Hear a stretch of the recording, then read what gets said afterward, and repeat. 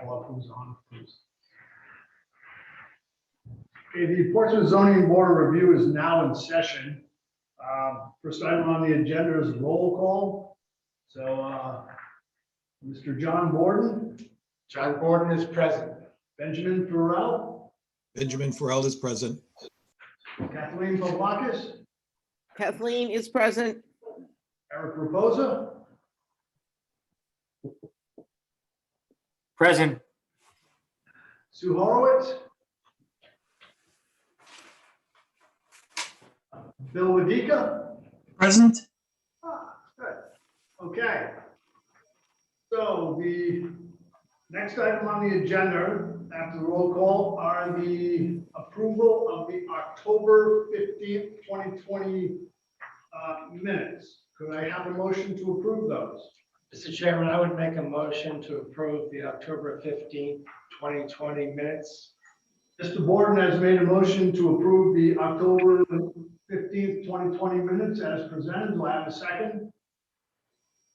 Second. Kathleen Pavlakis seconds. All in favor by roll call, Mr. Borden? Mr. Borden approves. Mr. Farrell? Ben Farrell approves. Ms. Pavlakis? Kathleen approves. Mr. Raposa? Approve. Ika? Approve. And the chairman also votes to approve as well. Has Ms. Horowitz jumped on yet? I'm here. You are there, okay. We missed you at roll call, but you are there. Thank you very much. There you go. All righty, so we do have a full board tonight. So the next item on the agenda is the annual election of officers. As the chairman, vice chairman, and secretary. So Mr. Chairman, go ahead, Mr. Borden. I would make a motion to nominate Mr. Knott for chairman. I second. Okay, are there any other nominations for chairman? Okay, seeing none, we will vote. Mr. Borden? I approve. Mr. Farrell? I approve. Ms. Pavlakis? I approve. Mr. Raposa? I approve. Ms. Horowitz? I approve. Mr. Wadika? I approve. Thank you all, I think. Now, I would like to nominate John Borden to remain as vice chairman. Do I have a second? Second. And that was Kathleen. Yes, second. I second that. Okay, so we'll run through Mr. Borden. I approve. I thought you would. Mr. Farrell, I approve. Ms. Pavlakis, I approve. Mr. Raposa. I approve. The chairman votes to approve. Ms. Horowitz I approve. and Mr. Wadika. I approve. Thank you very much. And the last position is the secretary's position currently held by Mr. Farrell. And go ahead. Mr. Chairman, I would vote to approve Mr. Farrell as secretary. Mr. Borden has made a motion to nominate Mr. Farrell to remain in his current position as secretary. Do I have a second? Second. Ms. Pavlakis seconds. So, Mr. Borden, I approve, Mr. Chairman. Mr. Farrell. I approve, Mr. Chairman. Thank you, Ms. Pavlakis. I approve. Thank you, Mr. Raposa. I also approve. Chairman votes to approve. Ms. Horowitz I approve. and Mr. Wadika. I approve. Thank you. And so the board remains the same. Just so everyone knows, I did receive an email from Kathleen earlier this week that when her term is up, and I think it's February or March, she will not be staying with us. She will be moving on. So if you know of anyone who may be interested in joining the zoning board, please put the word out. Kathleen, Kathleen did offer to stay on until we found a replacement. I would say suitable, but we won't be able to replace you, Kathleen. So you know. Okay, there will be a couple of continuances tonight, I believe.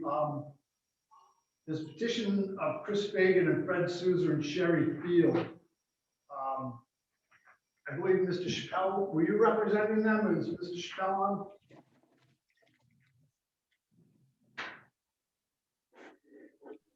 Yeah, he's got his hand raised. Yeah.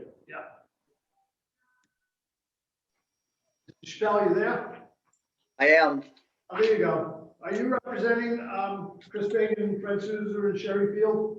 I am. Thank you. That's the there was a number of variances that would have been requested in this petition, but the parties are drawing new lot lines and at the planning board. I believe I'm on the February agenda, so I should have recommendations to approve the new lot lines, which would dramatically decrease, same building, but dramatically decrease the variance requests. So I'm asking to be continued to the February meeting, please. Okay, Mr. Chairman, I would make a motion, we continue the Chris Fagan petition to the February meeting. could I have a second? Second. All right, motion been made by Mr. Borden, second by Ms. Pavlakis, to continue the petition of Chris Fagan to our regularly scheduled meeting of February 18th. Mr. Borden in favor? Mr. Borden approves. Mr. Purell? I approve. Ben Farrell. Thank you. Ms. Pavlakis? I approve. Mr. Reposa? I also approve. Chairman votes to approve it as well. So that's been continued. Also, just a matter of housekeeping, number 7 on new business tonight, the application of the Quinnick Light LLC, as requested to be continued to the February meeting, but for the sake of public notice, it was noticed tonight, so I'll need a motion to continue that petition to February as well. Mr. Chairman, I would make a motion, Quinnick Light LLC be continued to the February zoning board meeting. May I have a second? Second that motion.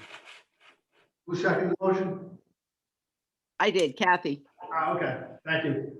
So a motion has been made by Mr. Borden, seconded by Ms. Pavlakis to continue the petition of Quinnick Light LLC to our regularly scheduled meeting of February 18th, 2021. Mr. Borden? Mr. Borden approves. Thank you. Mr. Purell? Mr. Farrell approves. Ms. Pavlakis?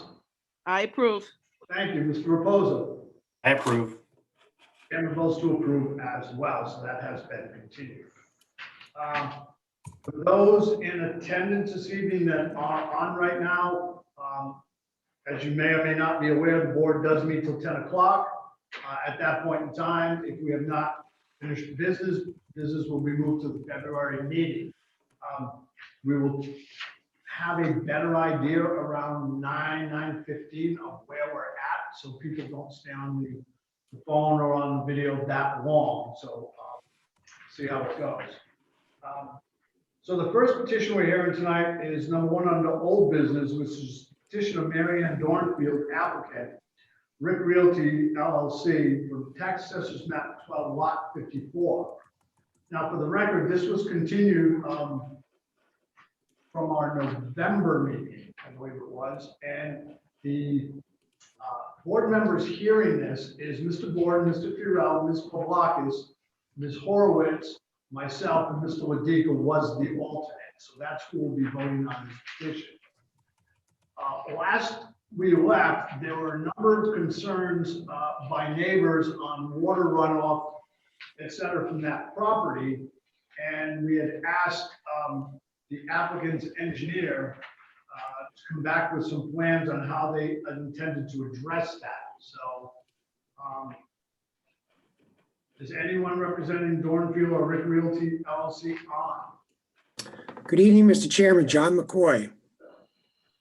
Hi, Mr. McCoy, how are you? Good seeing you again. Good to see you as well. Yes, and so you summarized this correctly. We were here in November and we did listen and hear the comments from the board and the abutters. So I think you all have in your packets a site plan that Mr. Traglia, the engineer, submitted. And I'll turn this over to him shortly to go over that, which addresses 2 items. First, there's a rain garden there, which was commented on at the November hearing, and I think Ms. Horowitz specifically was asking about that. And secondly, you'll see there is a proposed landscape buffer on the southerly side. That was not requested by the board, but we just felt there was something that responded to several concerns of the applicants, particularly, I think it was Mr. Sternberger, who was on the south side. I believe he's at 48 Windward. So this is to address some of the concerns he raised. Just to supplement that, I just want to make note, Mr. Traglia emailed me late today. Apparently he was contacted by Crossman Engineering on behalf of an abutter, I'm not sure who, just a couple of days ago. And I think they had seen the plan that you have, but they requested an increase in size in the rain garden. My client agreed to that, and Mr. Traglia has prepared a supplemental plan, which actually almost tripled the size of the rain garden from 500 square feet to 1,400 square feet. I spoke to Mr. Traglia late today, and he said the 500 square feet would have been sufficient, but this is actually more than sufficient. So I will let him address that. And perhaps maybe after he goes over the plan you have, perhaps he can be allowed to screen share the supplemental plan that we just prepared yesterday, so everybody can see what he's talking about. Okay, Mr. McCoy, we don't have a copy of that plan on file here, is that? I know, I understood, because it was just, as I said, the abutter just reached out to him through their engineer 2 days ago. Okay, He did that supplemental plan yesterday, so he was unable to get it into your packets. But like I said, perhaps he could go over the plan that you have, and then perhaps he could, if he could be allowed to screen share what he did, so you can see what the change is, just so you know. I don't see an issue with that whatsoever. Okay, then let me turn it over to Mr. Traglia, who can speak towards the rain garden specifically. I believe he is on. Great. Yeah. Hello to the board. I'll share my screen now. Oh, it says host disabled participant screen sharing. I could just describe it. It's about 3 times larger than the rain garden currently is, and it kind of is located in the same area to the north there. It just extends a little further down gradient. It's 1,400 square feet.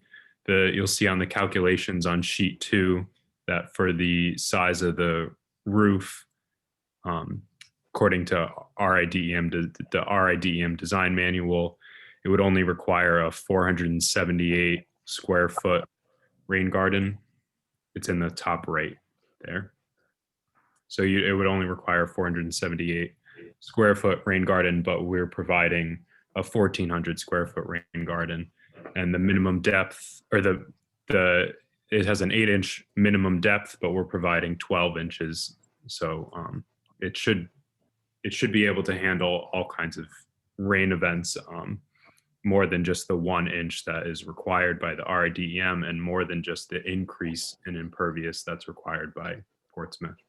Okay, so Mr. Tagley, just for the record, because we don't have those plans there. Yeah.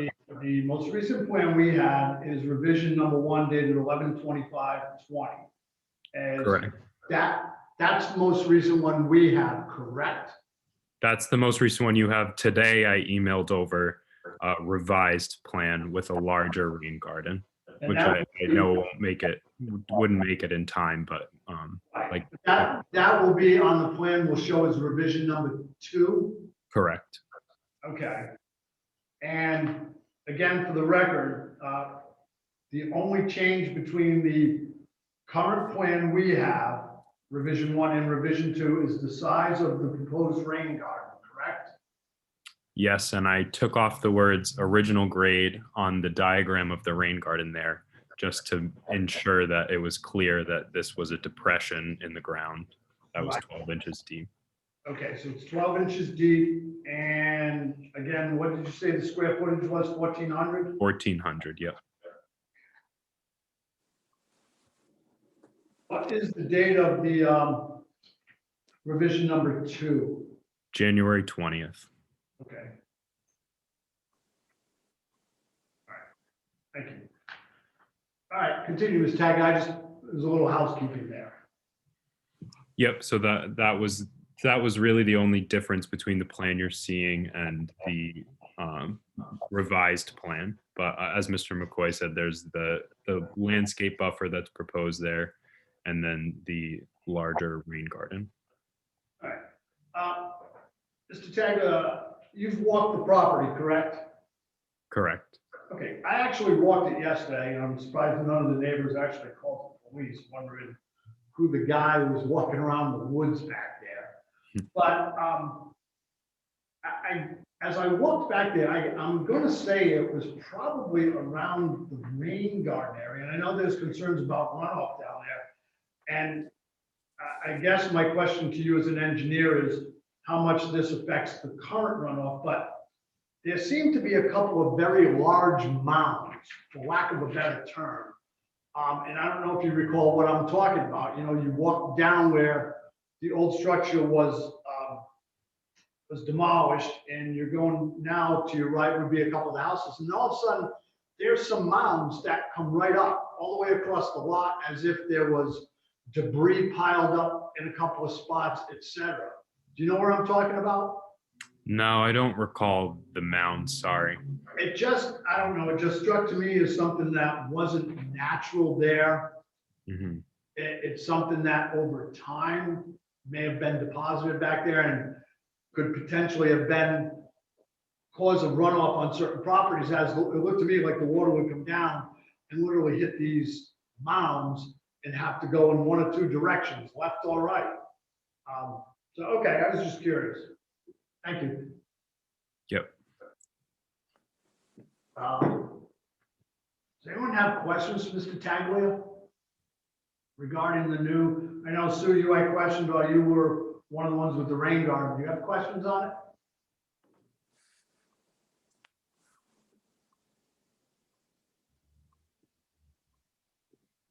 Sorry, can you hear me? Yeah, we can. So I just wanted to make sure I don't see a north or south arrow, but it's, so the direction of the addition is going downwards, the larger rain garden, right? Not, just assume north is at the top of the page because I can't see where north is. It's going south, the additional rain garden, right? It's going to the east mostly. We wanted to try to keep it away from the southern abutters as much as possible and the northern, but we figured there would be a little more of a buffer between the southern abutters if we kept Okay. it on that side Okay. of the property line. I'm good. Okay. Thank you. Any of the other board members have any questions for Mr. Taglia? Mr. Chairman, I have it printed out in case I can kind of hold it up if that helps a little bit. So that is, Okay, that's good. Thank you. yep. All right, somebody else have questions? Mr. Chairman, this is Ben Farrell. I don't have a question. I have a comment. Go ahead. It looks like we have a letter from an abutter, Lisa Rigo, who is requesting a continuance as she is retaining an engineer and legal counsel, and all of the COVID situation has inhibited her from getting that all set up for this meeting. Is that something we should go through now or delay or defer until we cover abutters? Actually, that letter is from December 5th. Yeah. So she's had ample time to, and I'm guessing that's probably who hired Crossan. I can't say that for sure, but yeah. So that was December 5th. That came in, Ben, and requesting us to continue it from then. So it's January now. It's been continued to January. So I don't see anything asking us to continue it past that. I agree. Yeah, and there's actually an email attached from Matt Ennert asking for a continuance as well. And we are in support of Ms. Rigo's request for a continuance to January. So. very good. Okay, very good. Thank you. Sure, absolutely. All right, if there's no other questions, Mr. McCoy, do you have anything you'd like to add? I'm gonna ask for abutters to chime in here very shortly. Thank you, Mr. Chairman. No, I think we covered most of it at the last hearing, but just to briefly refresh, as I indicated, we're not asking for any other variances, just the variance for no frontage. No other variance is being requested. Everything else fits within the code. So I really think this is the least relief necessary. It's a pre-existing lot of record. There was a house there before, of course, for many years. And simply just looking for a variance on the no frontage on road so it could be utilized as pre-existing non-conforming lot. Okay, thank you very much. Thank you. All righty, so I now will open it up to any abutters or interested parties that would like to speak or comment on this. I see there are a couple of hands that are raised. There's a, go ahead, Mike. Yeah, so just if you would like to speak, please raise your hand in the Zoom app or dial *9 if you are calling in. So the first one we'll go with is Lisa. Lisa, if you could give your name and your address for the record. Okay, can you hear me? Yes, we can. Super. I'm technically at work, so I'm pulling down my mask because there's nobody else around. My name is Lisa Rigo, and my address is 89 Linda Avenue. Okay, And go ahead. so I am the person who did hire Crossman Engineering. And you're 100% correct. The letter was back in the day, and we continued for another reason. So, you know, I had the time to get the engineer on board. I apologize to Mr. Taglia for the late, you know, reaching out to him. But I had a question for. I had a question for the engineer, just to double check because I wasn't able to reach my engineer. My engineer had put a draft together that I appreciate the applicant accepting and expanding the rain garden as it will provide for accepting runoff from heavy rainstorms. But the original plan that I saw from him had the rain garden more or less going north or south. And you've changed it now to go east-west and explained why. But I'm trying also to be equitable to all neighbors, and I wanted to make sure that the position of the rain garden still, you know, helped those folks in the south as well as us on the west. Sure. Yeah. So we ended up sending your engineer the final plan for him to approve before we sent it to the board, and he was okay with it. But I will just say that the only reason that we moved it from his original location was to keep it away from the more densely populated southern abutters. The lot to the northeast is not developed close to where this rain garden will be. And so we figured we would keep it to the north rather than put it anywhere near where it could potentially, and I mean, it would take a very, very large rain event for it to fill, but it could potentially lead to any runoff to those southern abutters. Just for your information, I am the person who also owns that undeveloped lot, but that's okay. I'm cool with that. Does the water actually get piped via a drain into the rain garden, or does it just flow natural? How does that work? It goes through the downspouts around the house, and then it goes through a pipe and directly into the rain garden. And then it has time there to slowly infiltrate into the ground. Okay. is there a required maintenance on the rain garden? Yes, there is maintenance of so it will have native plantings in it and it will have to be maintained. Okay, to keep the vegetation alive and also to keep it from filling up, I Correct. guess.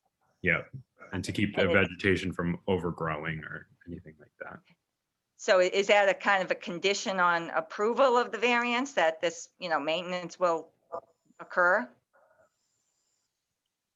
I guess- think I guess that's for the zoning board.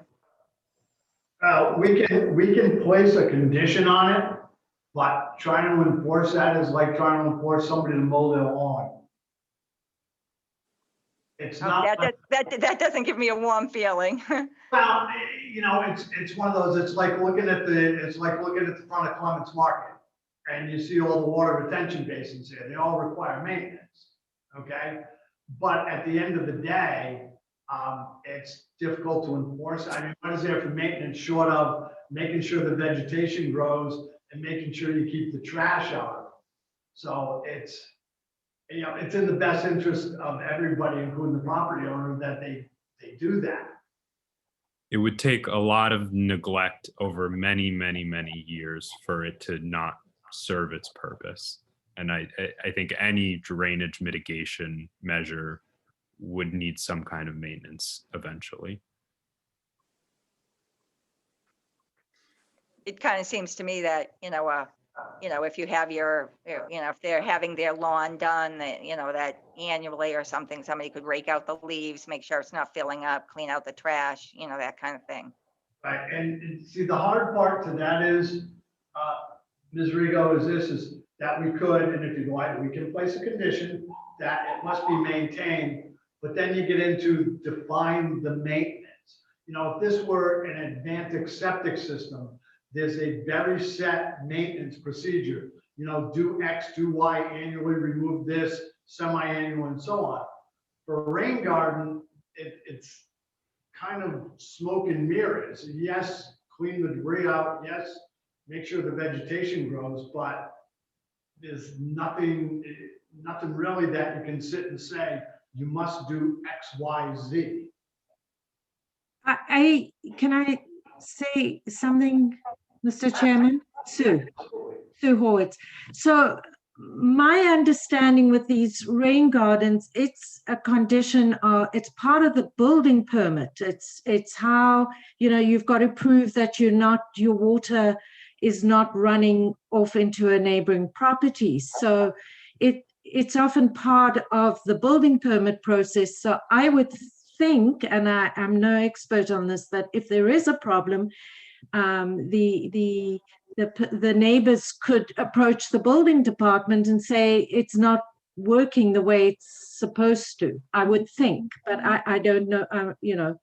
I've never had that situation happen. Well, the building permit would be far gone by the time there would be any issue with the building permit. It might be, if it really got to that point, it could theoretically become a civil matter. Yeah. Okay, but I see, so, yeah, I'm all for placing a condition on it. It's just, I think it's going to be a very subjective condition. Mike? Mike Asholis is the town planner. There is a required maintenance schedule that's part of the plan that would be conditioned that the homeowners association maintains and follows that maintenance plan. All right, let me see that. So the second page of the Yeah, plan. I'm looking. Top right. Okay. So to answer your question, thank you, Mike, pointing that out. So Ms. Rigo, to answer your question, we don't even need to place a condition on it because it's part of their proposed plan that they have, and part of it is on page 2. There's a rain garden required maintenance that they're proposing as part of their petition. I see. Yes, I see. Okay, so that, and they're very specific as to exactly what they're going to do or be responsible And one thing that isn't actually specified under maintenance, but it seems to me that it would be just a de facto condition is that the rain garden dimensions and depth would be maintained, because that's something that could happen. It could fill up with sediment. Well, there is a thing in there that says replace soil media and plants when ponding does not subside within 72 hours, sort of meaning that it's no longer draining correctly, et cetera. So that would have to be addressed. Let's see.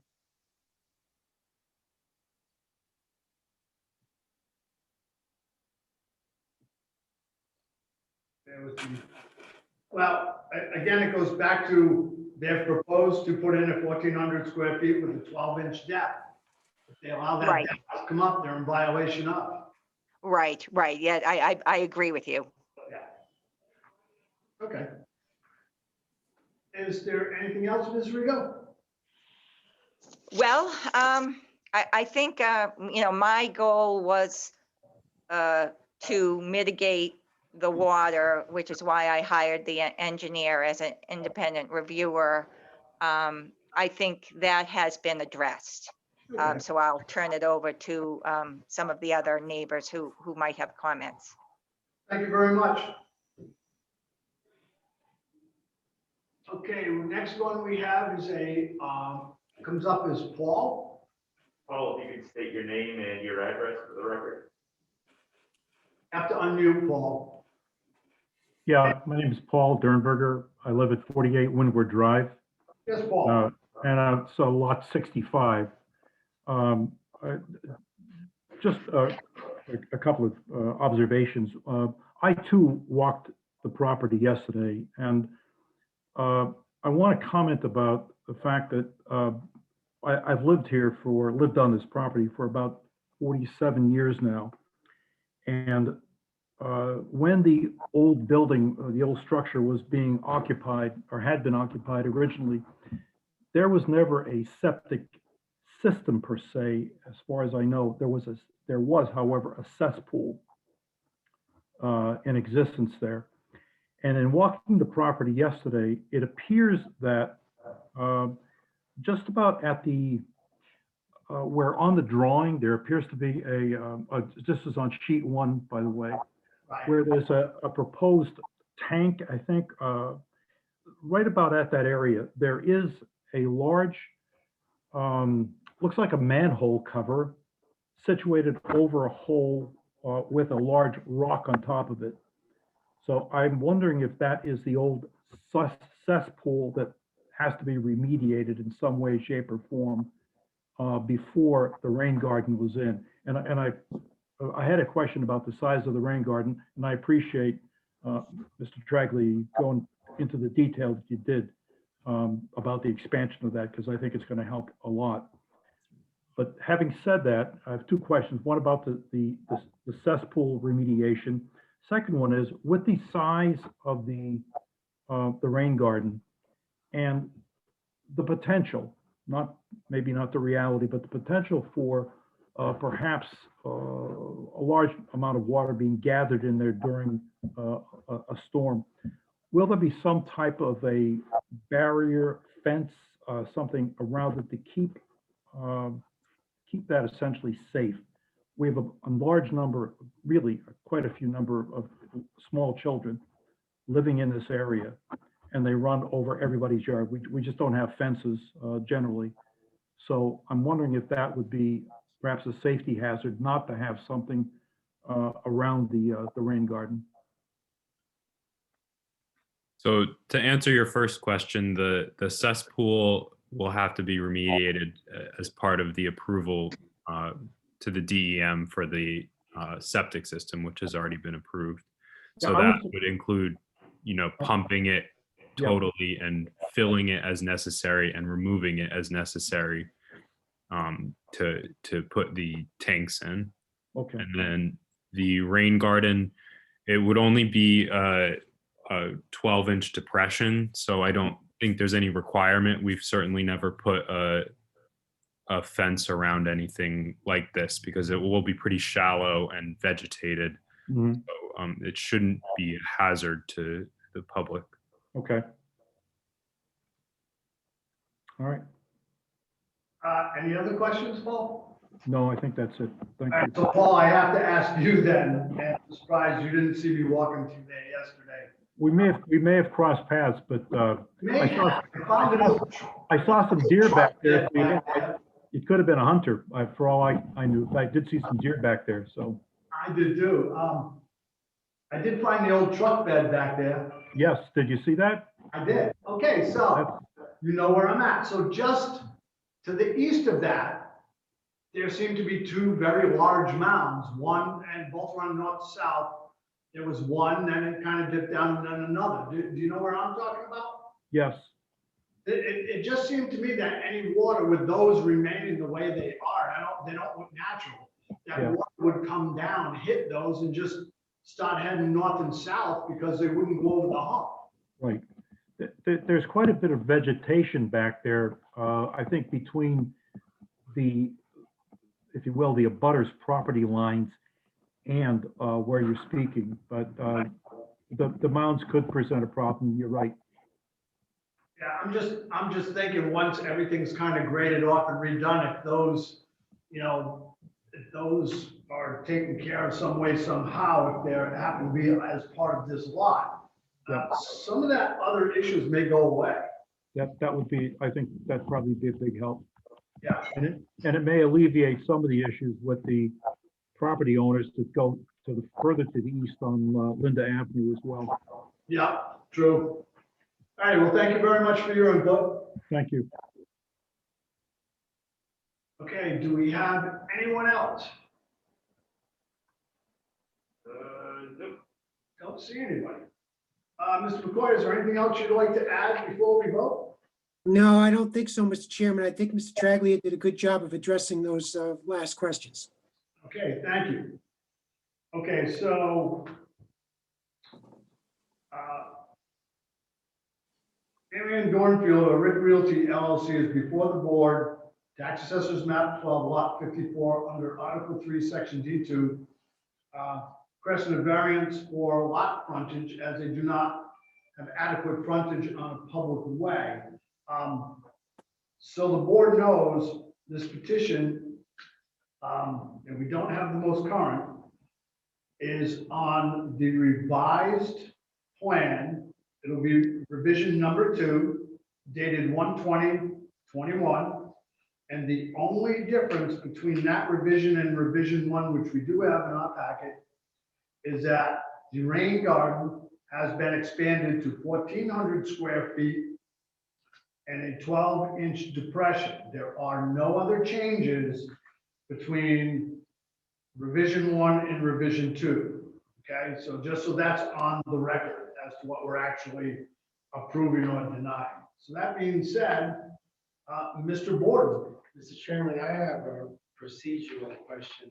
Okay. I'm looking at the petition and I see a check next to use variance. My understanding is frontage relief is dimensional and not use variance. I would concur with that. It's always been done as a dimensional.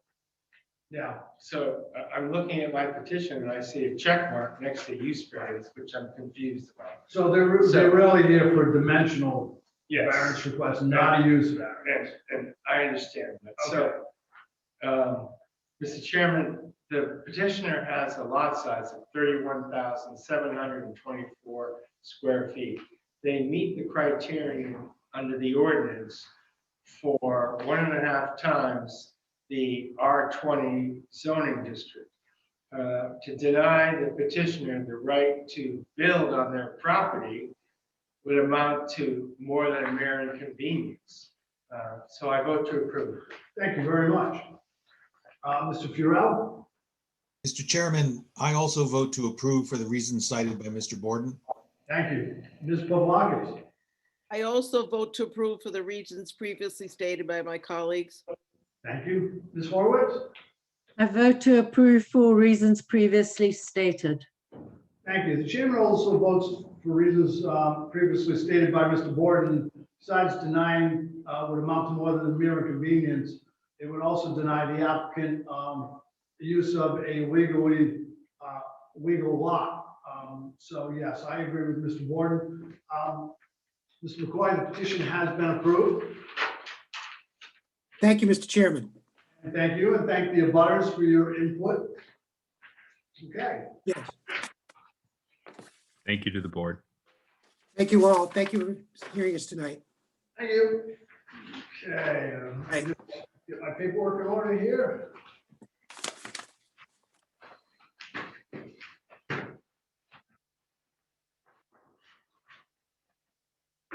All right.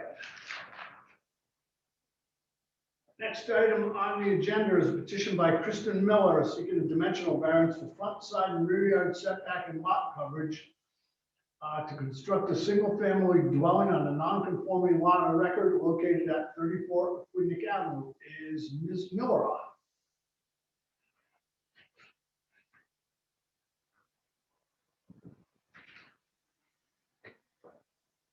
Ms. Miller, are you on? Court Chappelle is on. Oh, hi, Court. How are you? Hi, everyone. Good. I'm trying to get my video going here. Okay. I am here as well. All right. Let me start by swearing you in, Ms. Miller. Does she have her video on? Let me turn my video on. Hold on 1 second. Okay. Here you go. Raise your right hand. Swear to tell the truth. I swear to tell the truth. All right. Full name and address for Barbara, please.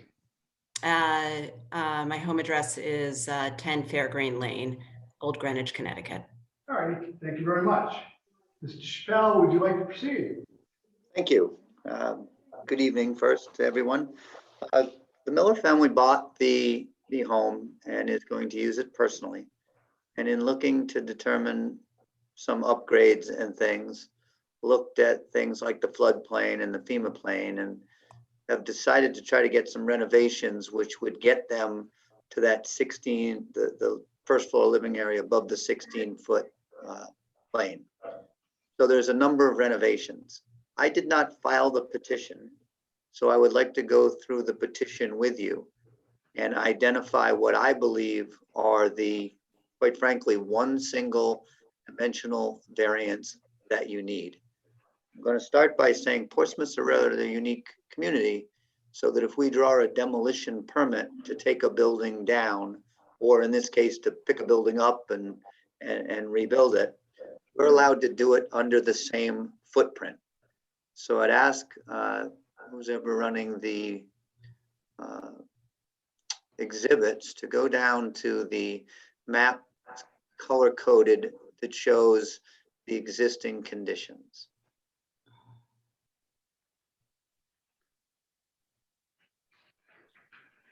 I put lots of exhibits in for you. Some upside down, it looks like. All right, right there for starters. So that is existing conditions. That's where there is building and or cement. And remember, since 2017, I'm never sure how to exactly show you this. Some of that is building, some of that is deck, and a lot of that is what we now count that we did not used to count. We still do not count driveways, but we do count these cement structures. So that existing lot coverage is mostly building, but everything to the water side is a very large cement patio, very large cement boat ramp, and a large set of cement stairs. And I have pictures there for you if you want to back up a little bit to the pictures. I'm going to point out some unique things. They're not just, hey, is this a driveway? One more back, please. Again. So these are pictures on the way down towards the water, but that's where that driveway turns into a cement pad beach. That's the cement full steps that you see. Can we change the picture one more time? There's one picture of what looks like a bathtub, which is the, right there. That, so this is not just it's substantial, thick cement walls, deck and things. And I think under our ordinance, that has to be lot coverage now. Now, if you'd go back up to the existing conditions again, please.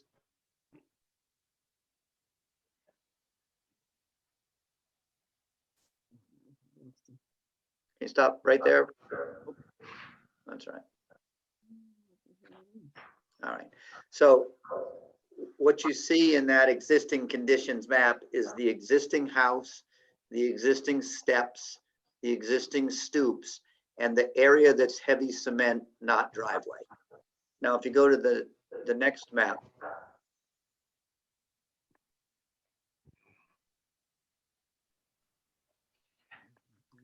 Right there. That's the proposed conditions. So the house, the blue square, is going in just exactly where the existing house is. Everything that's green is being removed. So the footprint and lot coverage is still close to 38%, but it's down from 41%. And I believe we do not need a lot coverage variance because we're building in the existing footprint and we're making the house smaller than it was. If you look at that picture, west is Aquidneck Avenue. We have it's an R10 zone and required is 20 feet. We are holding the distance off of Aquidneck Avenue with the main house on the same foundation. So we are not only getting no closer than Aquidneck Avenue on the main house, but by removing that green area, that small deck and stairs that exist now, we are actually moving further away from Aquidneck Avenue and more in compliance. And because we are, I do not believe we need a front yard setback variance because we are putting it back further away than it is now. If you look to the south, which is the bottom of your map, you can see again, we are holding the existing footprint of the house and we are getting rid of that deck shaded in green. That not only reduces the lot coverage, but we are no closer to the neighbor on the lot line for the main part of the house and substantially further away from the lot line for setback purposes because we are eliminating that deck. On the north side is the only place where we are getting closer to a lot line and the only place that I believe we need a dimensional variance. You will see that small, it's color-coded proposed lot coverage, but it's that small rectangular piece that is to the north of the existing block house. And what it really is a kick out that allows a set of stairs there to comply with FEMA, because as we raise the house, the main floor of the house a foot to make sure we're okay with the floodplain, it adds a step or two, and we couldn't design it without getting a little closer to the lot line. It will be 9 feet if you approve this from the lot line, where 10 feet is required. So I believe the dimensional variance that we need is a 1 foot dimensional variance on the north side of the house or sideline. To the Saconnet River side, there is a wooden deck that is going to be proposed there. And remember, this is like any other petition on the water. We have to come here first before we go to Coastal Resources. Coastal Resources will determine whether or not that cement has to be removed under it. This proposal is to do a wooden deck, but to go over that for stability of the wall. But you'll see that the boat ramp, all that heavy cement is removed, and it will not only reduce lot coverage, but substantially reduce the impervious material on the site. That might not matter to the town as much, but coastal always wants us to knock down impervious. You'll note from the pictures and the driveway that's written, that doesn't count as lot coverage, but we're proposing all pervious material in the driveway, which again, substantially knocks down the, what I think was 58% pervious material on the lot when you combine lot coverage with driveway, and we take that down substantially. So I think we have two things to vote on. One, is it the least relief necessary to allow us that small stairway on the north side because we are raising the house and need to add enough elevation to get a couple of steps? And two, do we meet the criteria of a special use permit in Article 6, Section 4A, which allows for adequate space and fire protection? Because the house is actually identical in layout as it relates to the street, it's going to be our position that we are allowing for adequate space for fire protection. We believe it provides adequate light and space between the buildings because it's already pre-existing. We are not asking for any height variances. We still are staying under the 35-foot height requirement. We are not altering the character of the neighborhood. This is a neighborhood certainly that has nice homes. We are proposing a nice home because we're putting it the same size as what was there. We believe we're not altering the character, and we certainly believe that it won't impose a substantial detriment to the public or the immediate neighbors, because we're really just taking an existing home and putting it back in generally the same footprint with the minor modification I've discussed. And other than the fact that the coastal may not allow that deck, we believe from a town's position, because we are just going over what we already have grandfather rights to, for this stage, we're asking you to approve it. And Ms. Miller, do you have anything to add?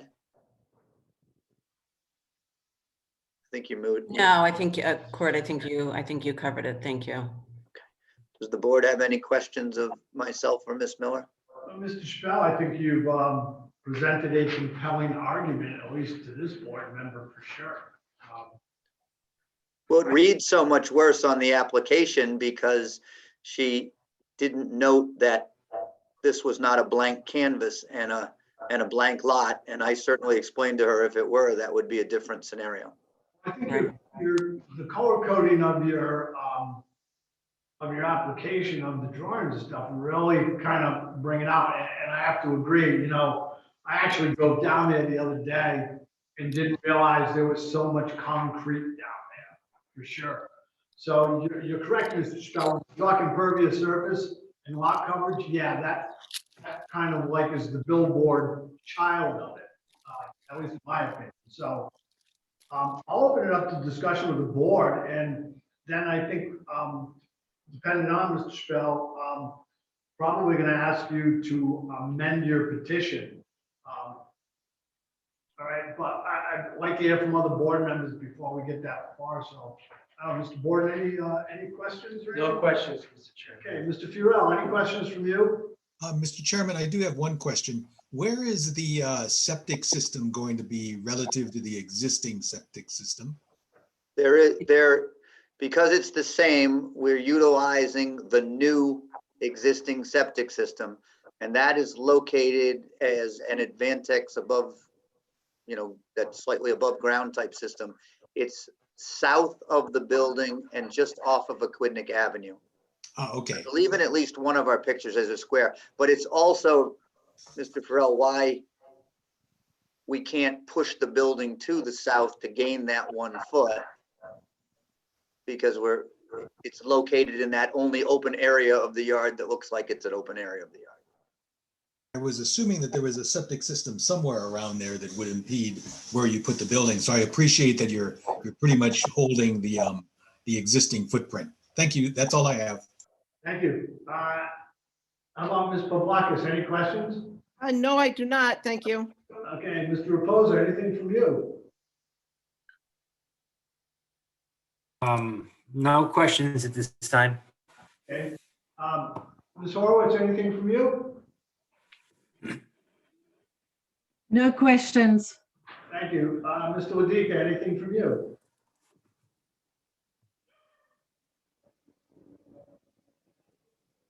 Mr. Ladika? Okay, gotcha. Okay, thank you. I don't have any questions. Thank you.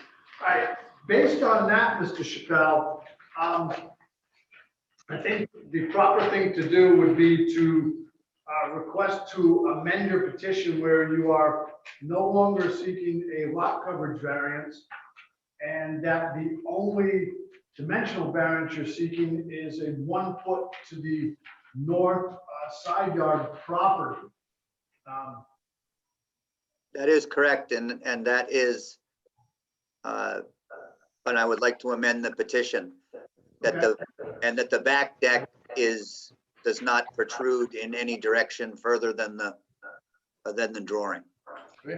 Mr. Chairman, just for clarification, I just want to understand, if I'm looking at this petition, it states that there's a front yard variance of 3 feet. So why are we abandoning the request for a 3-foot variance in the front yard setback? Because they're building.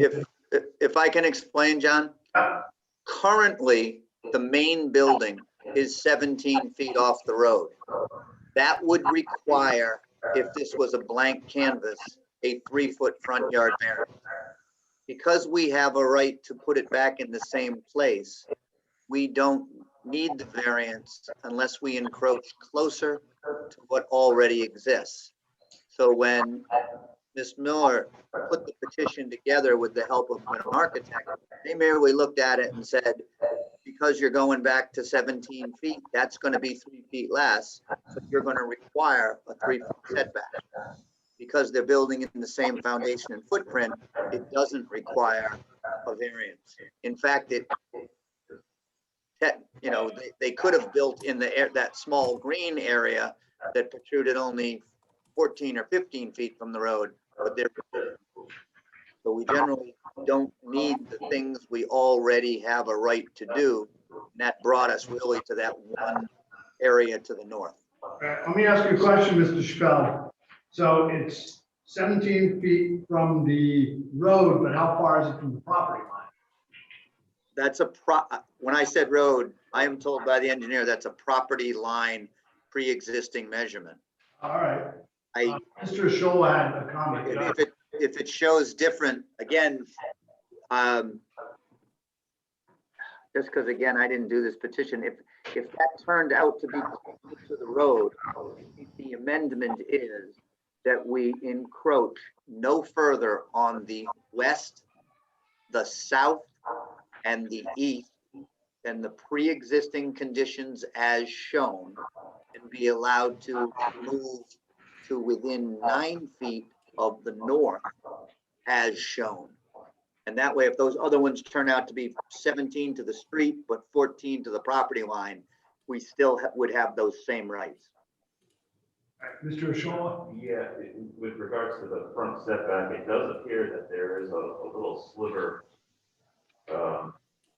that's shaded as proposed lot coverage being increased, so it's not being built. It appears it's not being built exactly in the same footprint. Yeah, you talking trying to look at it, can you, that one little piece right there?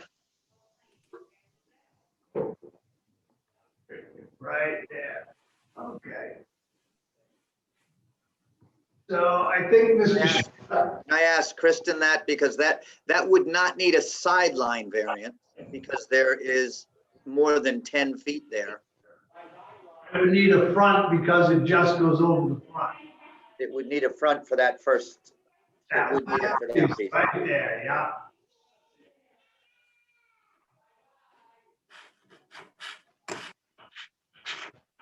Right, so the wise thing then would to retain the request for the 3-foot front yard variance. Yes, for that shaded area. The 1 foot to the north side variance. That is correct. It does not appear that the Right, rear would need it. right. Eliminate the rear and no lot coverage. Correct. Mr. Shaw. It does look like the steps, we would have to have, 'cause there's more new surface that is going off of what was the existing deck or patio. They would not require a side yard, but they would require a rear yard, a 10-foot rear yard. But they're not encroaching any more than, I got you. They look like they are encroaching more. Yeah. Question is, how far? Kristen, do you know where they are on the, Where those steps are, I mean, that rear yard setback is a 20, is supposed to be 20. And it looks like it's about halfway in between. +2? Yeah. I can get the, I think Yeah. we could make that work even if it wasn't centered. So yeah, I think we could make I that. request a 12-foot rear yard for the 4-foot width of the steps as shown. Okay, you're requesting what now on the variance request? For the set of steps only, a 12-foot rear yard setback for that 4 by, for the size of the steps as shown. So is it a 12-foot variance or an 8? I went with 12, John, because I did my math as follows. It looks like they show where 20 feet is, and it looks like the center of those steps is about 10 feet. And if they're 4 feet wide, I added 2. Because that would make it 8 feet from that rear property line, which would make it a 12-foot rear yard variance. Thank you. Okay. So, correct me if I'm wrong, Mr. Spell, you want to amend the petition so that you are now requesting a no dimensional variance and a 12-foot rear yard variance for the steps only as shown on the plan. The request for the 1-foot variance to the side and the 3-foot variance remain as requested, correct? Correct. Okay. Petitioners propose to amend their petition where they no longer are requesting a lot coverage variance, and they'd like to change their rear yard setback request from originally 20 feet to a 12-foot rear yard, and that's only for the steps that are shown on the plan. Could I have a motion to allow the petitioner to amend that petition? Mr. Chairman, before we go there, pardon my ignorance, but why are we ignoring the lot coverage? Because they're actually reducing lot coverage. They're actually So, reducing lot coverage and size of the house. all right, so even though they're 39.5% existing, because they're reducing it, they're exempt from a lot coverage variance? They're allowed to build exactly in the same place they are. Thank you. Okay, so I need a motion to allow the petitioner to amend their petition. Mr. Chairman, I would make a motion that petitioner is allowed to amend their petition as stated. Thank you. Could I have a second? Second, I'll Kathy. second that. Who seconded it? Was that Ben? No, sir. Yeah. Okay. Kathleen? Yep, I seconded also. Okay, thank you. Say, a motion has been made and seconded to allow the petitioner to amend their petition where they originally were requesting a 20-foot to the rear yard variance, now requesting only a 12-foot variance to the rear for the steps only as shown on their plan. And also they no longer are requesting a lot coverage variance. So by roll call in favor, Mr. Borden. Mr. Borden approves. Mr. Furell. Ben Farrell approves. Ms. Pavlakis. I approve. Mr. Reposa. I approve. Sorry. Okay, chairman votes to approve as well. Okay. So that being said, do you have anything else you would like to add, Mr. Chappelle? No, thank you. And I think I hit the special use permit criteria. But if Yes, you did. they want me to go over that again, please let me know. Nope, you did testify to that. So now what I need to do is ask for any abutters or interested parties that may want to speak to this. Got any, Mike? No. Again, if you're using the Zoom app, you can raise your hand. And if you are calling in, dial *9 to raise your hand. And we have no. We have no one. All righty. So seeing now we have no butters, I'm just going to check the file, see if we have any letters, which I do not believe we have.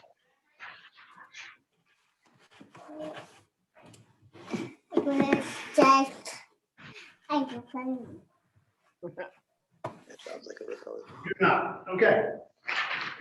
So Kristen Miller is before the board for tax assessors map 24 lot 166, requesting a special use permit for a substandard lot of record, and also a 3-foot front yard variance, a 1-foot side yard to the north variance, a 12-foot to the rear yard for the steps only as shown on the plan variance.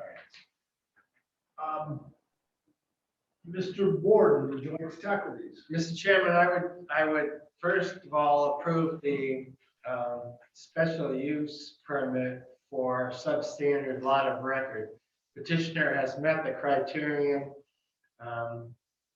and meets the ordinance, so I vote to approve. In regards to the dimensional variance, I approve a front yard variance to the west of 3 feet. I approve a side yard variance of 1 foot, and I approve a rear yard variance to the east of 12 feet for the steps. Essentially, the petitioner is placing the home in the exact same footprint. It's going to be an upgrade to the property. When you look at the abutting properties, they're all really close to the road. It's waterfront property. It's constrained by not having essentially an R10 zone. This particular lot is like 5,013 square feet. So I vote to approve, and I would welcome Kristen Miller to the town of Portsmouth. Thank you, Mr. Borden. Mr. Furell? Mr. Chairman, I also vote to approve the special use permit and the 3-dimensional variances that are requested for the reasons cited by Mr. Borden. And I'd also say, welcome to the neighborhood, Ms. Miller. Thank you. Ms. Boblakis?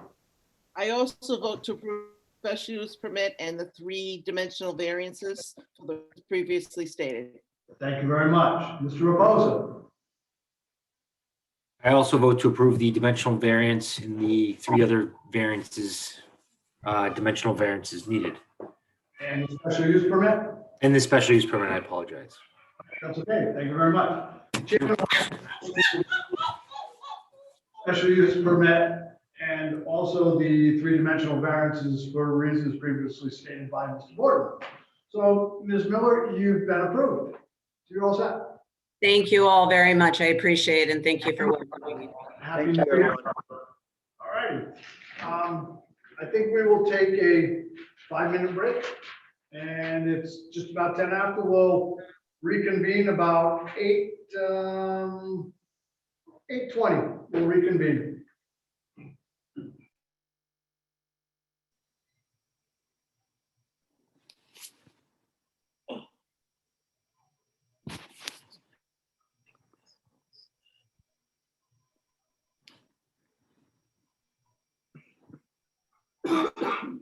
Cost.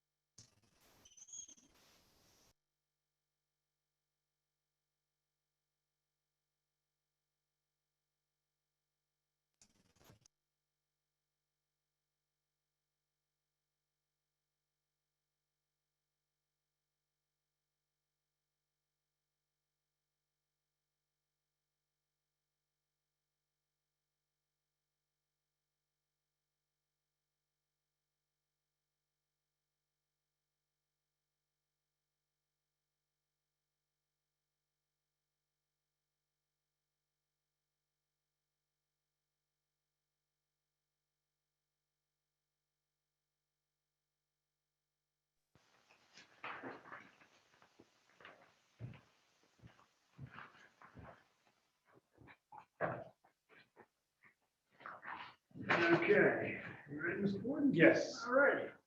Fire us back up. Okay, the zoning board of review is now back in session. Let's see make sure everyone's here. I see Mr. Fiorell, I see Mr. Ladika, Ms. Horowitz. Who are you on? Yeah, she's on. Okay. Kathleen, are you on?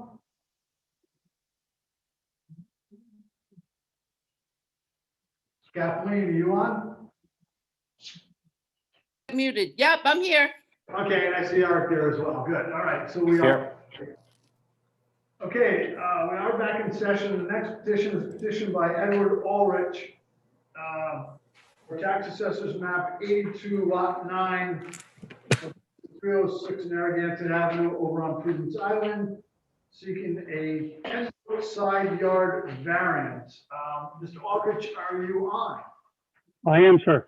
Mr. Aldrich, raise your right hand. You swear to tell the truth? I do. Can I have your full name and address for Barbara for the records, please? Edward Aldrich Jr., Box 33, street address is 0306 Narragansett Avenue on Prudence Island. All right, Mr. Aldrich, why don't you explain to the board what you're looking to do? So I'm living in a roughly 800 square foot home that was originally built back in the 1920s.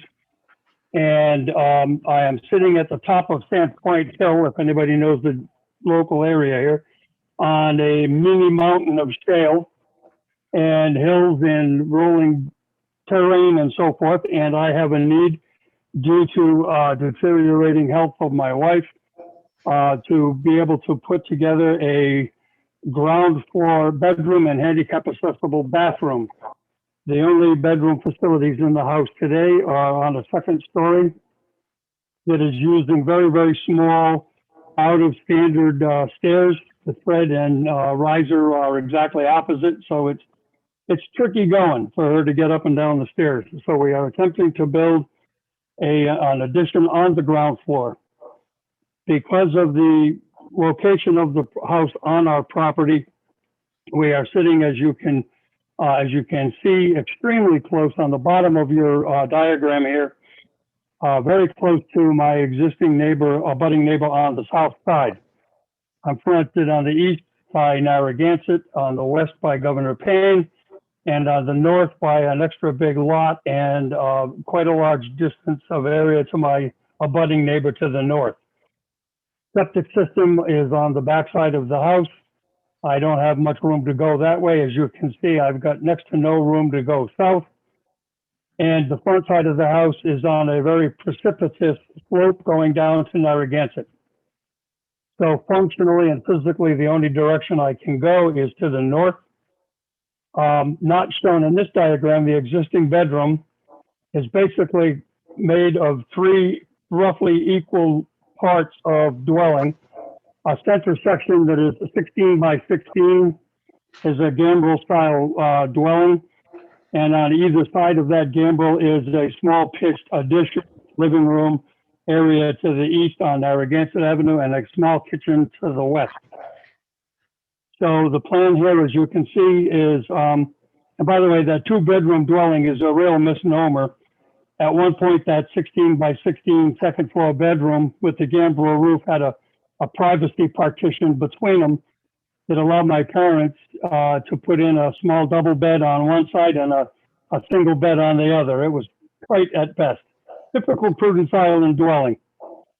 We knocked that down and I have my one king-size bed up there that takes up about 90% of the room. So it's functionally a 1-bedroom home. So we are looking to go to the west a few feet beyond the existing dwelling, primarily to accommodate, and I don't pretend to be an engineer or architect, but there's going to be a connector that will go from the existing house. I call it kind of a breezeway, sort of a connector that will have a pitched roof connecting to the addition.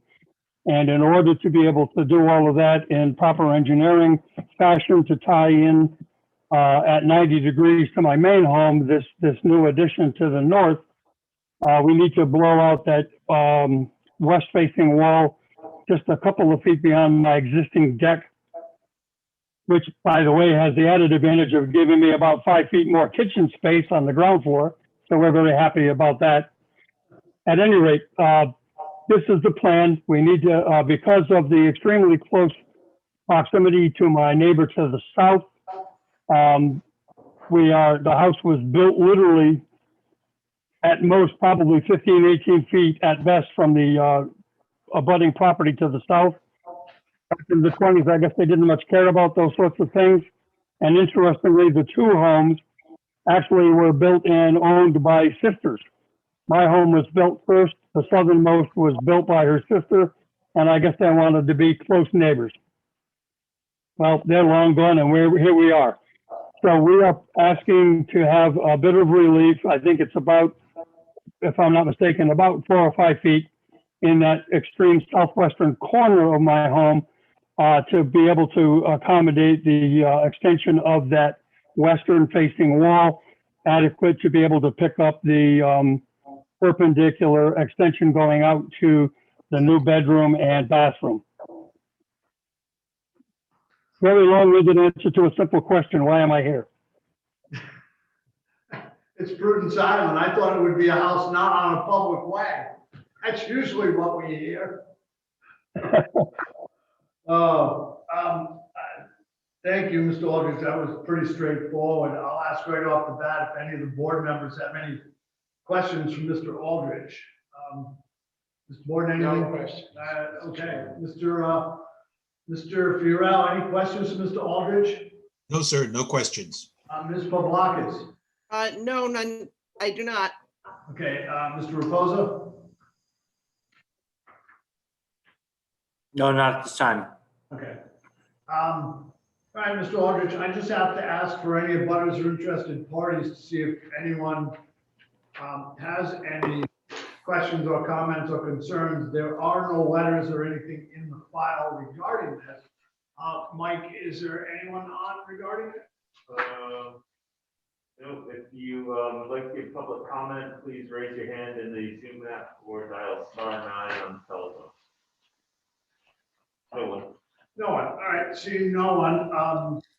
Mr. Aldridge is before this board for tax assessors map 82 lot 9, seeking a 10-foot to the north, 10-foot to the south yard variance for the purpose of expanding his house to make it more livable for his ailing wife and to make it much more handicap accessible. As we can see, the house that was purchased by Mr. Aldridge was built long before him and was placed very close to the side of the lot as it is. So, Mr. Borden? Mr. Chairman, I approve the side yard setback to the south variance, dimensional variance of 10 feet. This is certainly a reasonable request. I mean, to deny the petitioner the right to expand his existing dwelling when he has 24,536 square feet and lot coverage of 9.8%, would certainly amount to a hardship more than a mere inconvenience. I vote to approve. Thank you very much, Mr. Borden. Mr. Fiorell? Mr. Chairman, I also vote to approve the side yard dimensional variance for the reasons cited by Mr. Borden. Thank you. Ms. Pavlakis? I also vote to approve the side yard variance for reasons previously stated. Thank you. Mr. Reposa? I also vote to approve for reasons previously stated by my peers. Thank you. The chairman also votes for reasons previously stated by Mr. Borden. I do think to deny amounts to more than a mere inconvenience. So, Mr. Aldridge, you have been approved. I want to thank you all very much.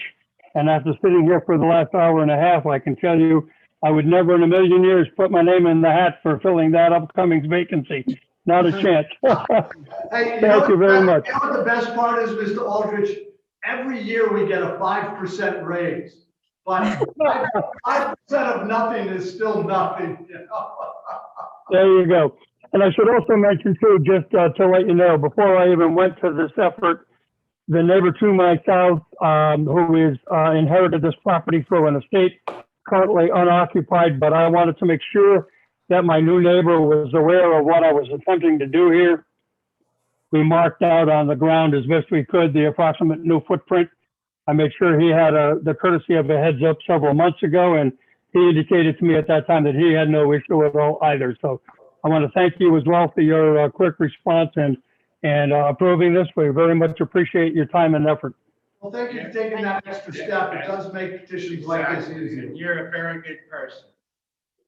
Well, it's a lot easier to nip an issue in the bud face to face than get into a situation like this and be going back and forth for 2 hours and God knows where you end up.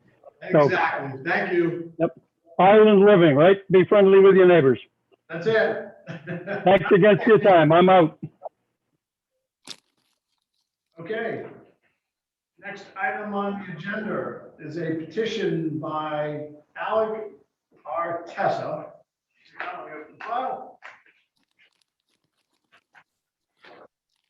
Good evening, Attorney Danielle Dufault from Adler, Pollock and Sheehan, 49 Bellevue Avenue, Newport, on behalf of the petitioner Alec R. Tessa. Tonight with me also my colleague John Russell from Adler, Pollock and Sheehan as well. As set forth in... Could you hang on a minute? Could I get your name again, please? Oh, sure. It's Attorney Danielle Dufault. Apologize. That's okay. So thank you. Thank you to the board for your time, first off, and thank you to Michael Asciola for helping us in this process. We really appreciate it.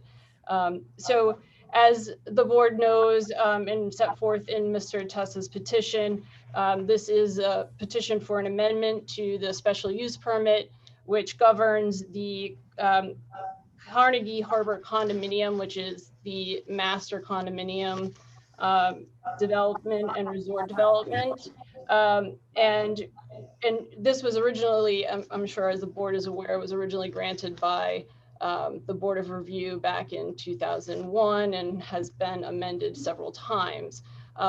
This petition by Mr. Tessa, typically, as I know the board is aware, this is a lot merger. But because of the special use permit that was issued by the board for this resort development, this lot merger has to be approved as an amendment to the special permit. So with that, we believe that the amendment to the special permit and allowing, if the board allows, the merger of lots 2B-15 and 2B-16, it wouldn't be detrimental to the surrounding area, and it would be compatible with the neighboring properties, as the aggregate number of bedrooms that will be in the development that's set forth in the plans is the same as if it would be if a single family residence was built on either one of those lots. And that would be a total number of 6 bedrooms. That it will reduce the overall density, having one single family home on that merged lot. Thank you. Yes, that's the one that you can see there, 2B-15 and 2B-16 in the corner. It also is in harmony with the neighboring uses, as it's part of this resort development. It's been approved by the Condominium Association with their architectural standards, design reviews, and he's had to go, Mr. Tessa has had to bring these plans in front of the Condo Association. It conforms with the purpose and intent of the town's comprehensive plan and the zoning ordinances. And as I mentioned, it's been approved not only by the Condo Association, but also, and we apologize for, it was submitted today. The plans have also been reviewed by the fire marshal and approved. And we submitted that letter from the fire marshal to Mr. Asciola today. So with that, we would ask the board to grant the amendment to the special permit so that Mr. Tessa can have these lots merged and build pursuant to the plans that were attached to the petition. And Mr. Chair, I wonder if I understand it's the tax assessor's department that will issue the actual lot designation, but it made sense where the corner lot lies, if it could be referred to as plat 26 lot 2B-16, as the adjacent property is 2B-14, and just keeping, in line with the neighboring property. That's not up to us. That's up to tax assessors, how they end up designating that. Understood. But it's on the record, so Thank you. Mr. Shaw is nodding his head, so he can look into that. Understood. Thank you. It's the first time I've heard a request of that in 20 years. Just wanted to put it on the record. It gets a little confusing over there with all of the lots and multiple designations, so just wanted to throw it out there. And if the board has any questions for me, I'd be happy to answer them. So, no, go ahead, Mr. Borden. Mr. Borden has a question for the petitioner. I read through the application extensively, actually, and I think it was the third amendment to the special use original approval where there was a approval for setbacks for distance between buildings. And my question is, what is going to be the distance between the buildings if this is granted? And So, oh, I'm sorry. is it consistent with the original amendments? Yeah, so I know there have been, in my count, there's been 7 amendments to this special permit. So as far as the setbacks are concerned, a few things. So number one, the amendment back in November 2009, the board addressed, I think maybe that's the one that you were referring to. Exactly. Mr. Borden, yes. So in that decision in 2009, I think, and what you were referring to, that there was going to be allowed in less than 100 feet between buildings, and that, just to point out to the board, that was specific to lot 10 and the development there, because the petitioner at that time, Mr. O'Neill, was proposing to put 36 single units and was asking for more than was originally approved by the board. So it required those types of, variance or that kind of relief, if you will, of the space between buildings. So didn't necessarily apply to this part. So that was Master Unit 5, Lot 10, and this is Master Unit 3.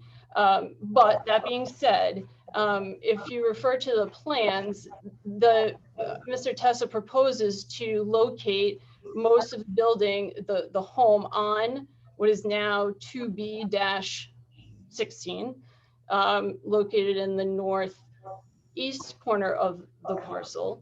And so there'll be no abutter and no building on that side of the residence.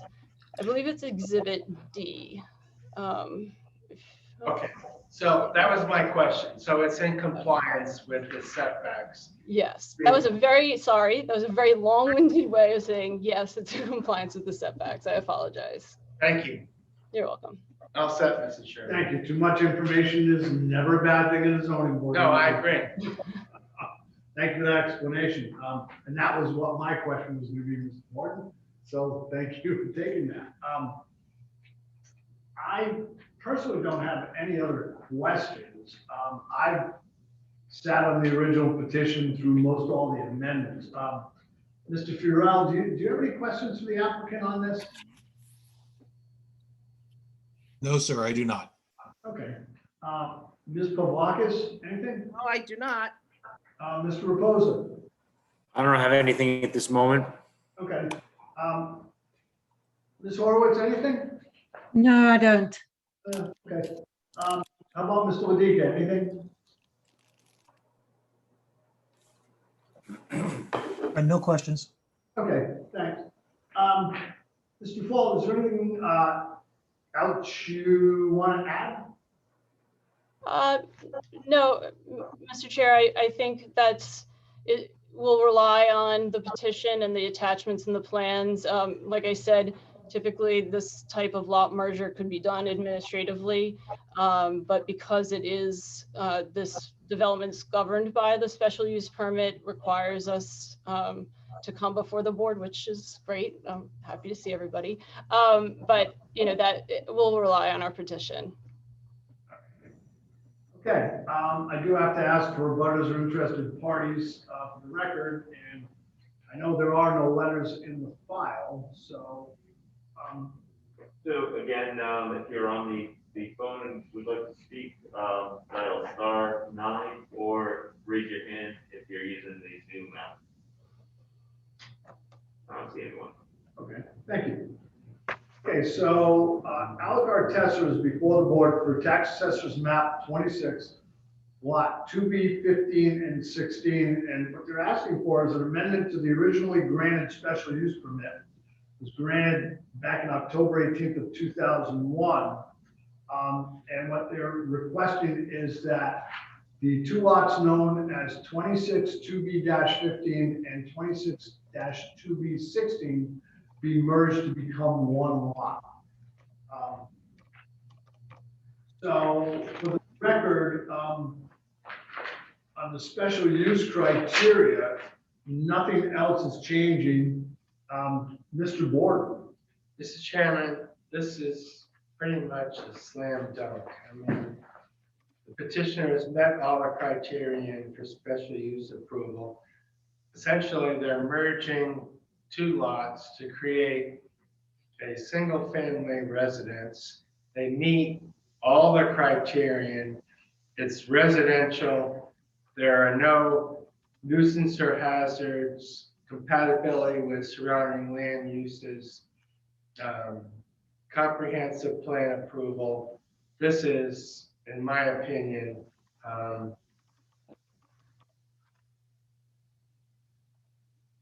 it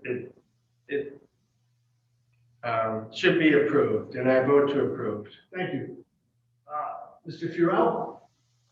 Mr. Chairman, I vote to approve the special use permit amendment for the reasons cited by Mr. Borden. Thank you, Ms. Pavlakis. I also vote to approve the special use permit for reasons previously stated. Thank you, Mr. Reposa.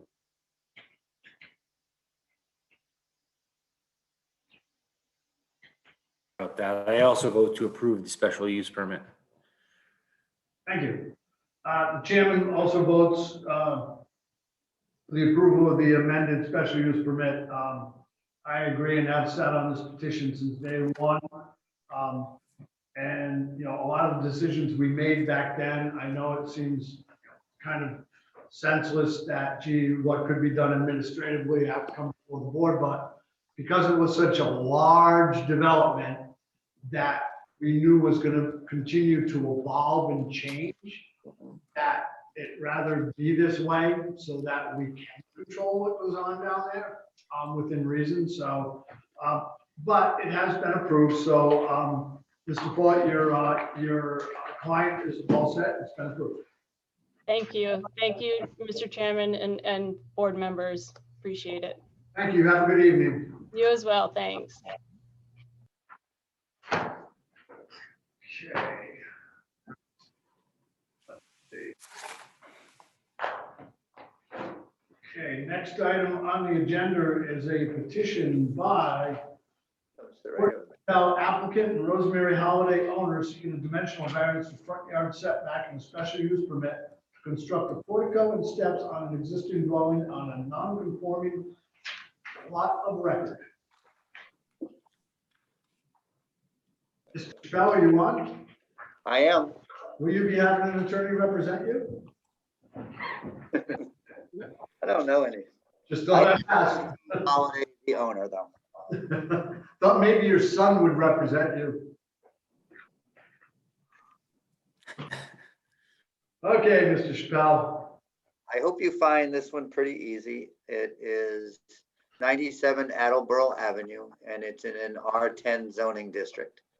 And the easiest way to explain it is, again, I think through use of the exhibits. So I'd ask you to scroll down, please.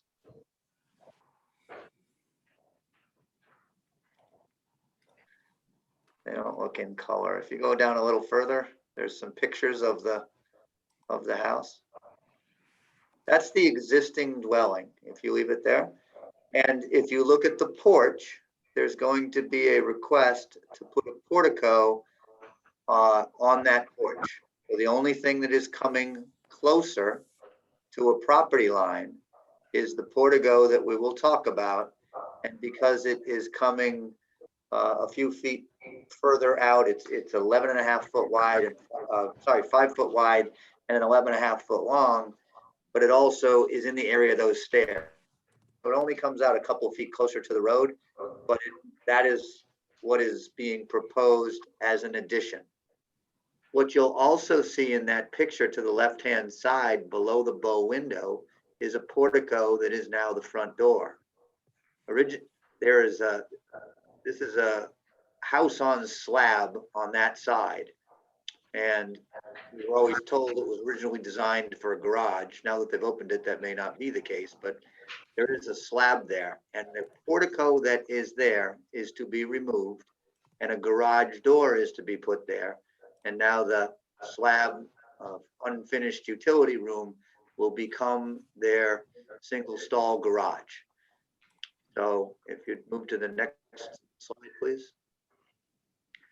So the only difference is we're removing the portico in front of the main house and putting a garage door, and we're trying to add that portico to what will now be a dressed up front door as opposed to the screen door. So the question becomes, in order to do that, what relief do we need and why? So we need a front yard variance because currently the steps are 34 feet from the pavement. And I'm sorry, 38 feet from the pavement and 22 feet from the property line. This is Common Fence Point, where we have both Attleboro and Berkeley as 50-foot streets. So although we need a couple foot variance, these streets are so wide that the grass at the end of the day from the edge of the steps to the pavement, to the property line, will still be 34 feet. But technically it is only 18 feet to the property line. In an R10 district, we need 20 feet to satisfy our ordinance. We are also further away than the average of our neighbors because there are many houses down there. In fact, most of the houses that seem to be 5 feet away and 6 feet away. Sometimes we can take advantage of a portion of our ordinance that says if your adjoining properties are 10 feet off, then you can be 10 feet off. The problem with Miss Holliday is there is no adjoining property on one side. She can't average a 5 foot with something because of the road. So although she is still going to be greater than the average of her neighborhood, which may be one of the alterations for non-conforming development in a small lot, she can't take advantage of the I can do it as a matter of right because I can demonstrate to the building inspector that my abutting properties are closer. So it's really as simple as the portico in front of the garage is removed and the portico in the front yard for to both give an area to stand out of the rain while entering the front yard and a aesthetically pleasing picture. Those are the reasons why we believe it's more than a mere inconvenience to deny us the relief. We do not need any side yard variances because of course we're not getting any closer to the side yards. We don't need a rear yard variance because we're not getting any closer and leaving pre-existing in the rear. The lot coverage becomes interesting, and we do not need a lot coverage variance because the size of the portico that we are removing from the front, from the garage area, although a little smaller than the one we are putting on the front, because of the steps that were removed, the stoop that's removed, and a shed that you'll see along Attleboro Avenue, that was a shed that held the oil tank. By converting this first floor to the garage, the oil tank has already been moved inside. So that small shed was removed. So when you add the three small things that we are removing and calculate the square footage, which I've done in the application, and then put it against the square footage of the new portico, the new portico is a foot less in lot coverage than the aggregate of the three things we are removing. So there is no lot coverage variance. It is merely a 2-foot front yard variance, which will still result in 34 feet to the pavement. As to the grounds for a special use permit, because it's going forward and there's a street and we're not infringing on either of the sides, we're not changing any access to any portions of the lot for fire protection. It provides adequate light and air between the buildings because, again, the closest building to the front now is the full 50 feet of Berkeley Avenue or Attleboro Avenue across the road, plus the 18 feet to the property line. It does not create a situation where you're more or less the averages of the surrounding properties. And I believe that the criteria for the special use permit criteria can all be met very easily. So I see it as a fairly straightforward petition. If the board has any questions, I of course have the homeowner here with me.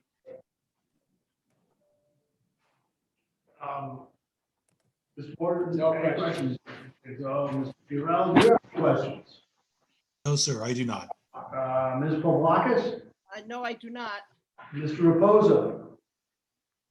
Not at this time. Okay, thank you. Ms. Horowitz, any questions? No, no questions at this time. Okay, thank you. Mr. Maria, anything?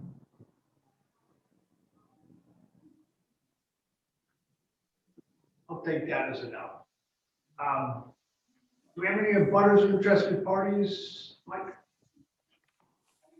So again, if you're on the phone calling in, dial *9 or raise your hand in the Zoom app. No one. No one. All righty. So, Rosemary Holiday / Court Chappelle before this board for tax assessors map 3, lot 23, seeking a special use permit for a substandard lot of record, and also a 2-foot front yard variance to the north. This particular petition, the applicant has already given testimony that they do meet all the special use criteria for a substandard lot of record, and also testified that even though they are seeking a 2-foot variance to their lot line in the front, they still will be 34 feet to the actual pavement, as is in many cases in the area. So, Mr. Ward. My face pop. I would first of all vote to approve the special use request for substandard lot of record. Petitioner walked through all the criterion and meets the zoning ordinance. In regards to the front yard setback to the north, request variance of 2 feet. It's certainly a reasonable request. I mean, to create a garage, which is a reasonable accessory use, the primary residential use is a reasonable request, and to deny would be more than a mere inconvenience. So I vote to approve. Thank you. Mr. Furell.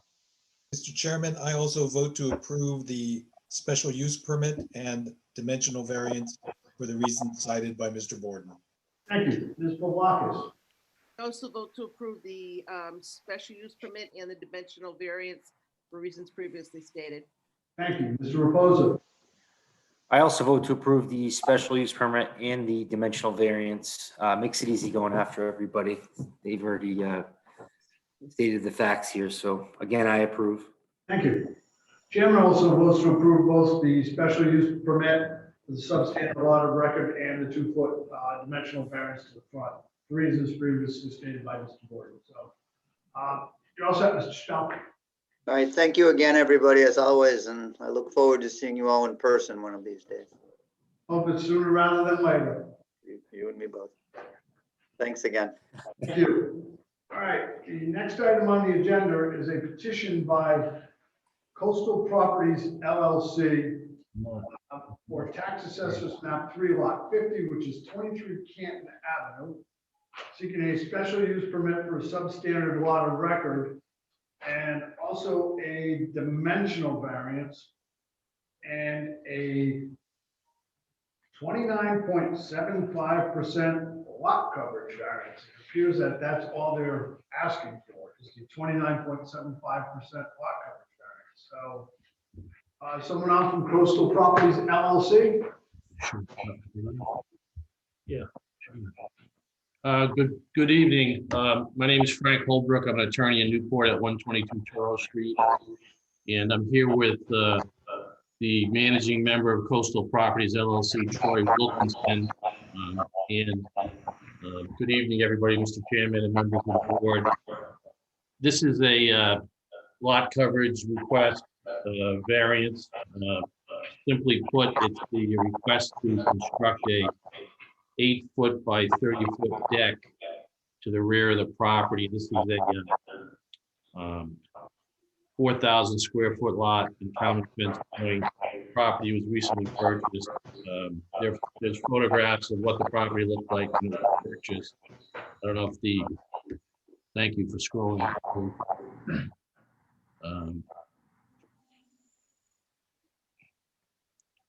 This is the front of the house as it looked, time of purchase. I do have a picture that was taken today. If I could just show the board members the work that's been done to date. I don't know if that's something that can be seen. If I hold it up to the, is that something that can be seen? Oh. Oh yeah, we can see it. Okay. So there's been a lot of work done, a lot of improvements have been made. What happened is in the rear of the property, if we scroll down a little further, that's a picture of the rear of the property after the deck. There was a deck there was a pool where that grassy area is that's all brown. There was a pool there, and then around that whole pool was a deck that was constructed. You can see it illegally. It was an illegal deck. It was an illegal pool. There was a fence put around it as well. All of that's been removed, disposed of, and all that was done without a permit. On the vision appraisal stat sheet, in fact, this fence here has all been removed too. The tires have been removed, so everything's clear back there now. And the proposal is simply to add a 8-foot by 30-foot deck to the rear of the property. There's existing lot coverage of 23.75%, and the request is to increase it to 29.7% with the new deck. It's I think a reasonable request. It adds character to the neighborhood. I think it meets all the special use permit requirements in terms of not having any, provides adequate space for fire protection. It provides adequate light and air between the buildings. It won't alter the character of the neighborhood. In fact, many neighbors have come by my client's the house and said that, thank you for doing this because this house was in tough shape. It wouldn't, I don't believe, adversely affect neighboring property. I think it's a benefit and not a detriment to the public or the neighborhood. And it won't result in a diminution in value of the property values in the surrounding area. I think it makes a significant improvement to the property, and it's pretty much minimal relief that's being requested here. And if you have any questions, I know it's running late tonight. If you have any questions for myself or Mr. Wilkinson, I'd be happy to answer those questions. Now, I guess my first question would have been why 30 foot, 8 foot, I see. And I actually commend the applicant, because we have seen similar ones where they go 10 or 15 feet out and then want to go, the width of the house, but I see where they want to go at least the width of the house, but no more than 8 feet out. Right. There's two sliding glass doors that existed, pre-existed when he purchased the property. They've been replaced with new French doors. So I think the reason for the 30-foot width, which is basically the width of the house, is to allow the access from both those French doors. So I don't have pictures of that, but, and then there's a drop in elevation. So you need a form of egress from the property. So that's another reason to have the deck there. And it's pretty narrow. 8 feet is not really that significant a distance, I don't think so.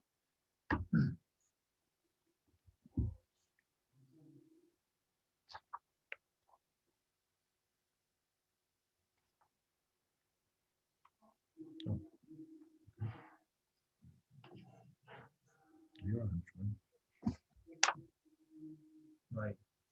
Hello?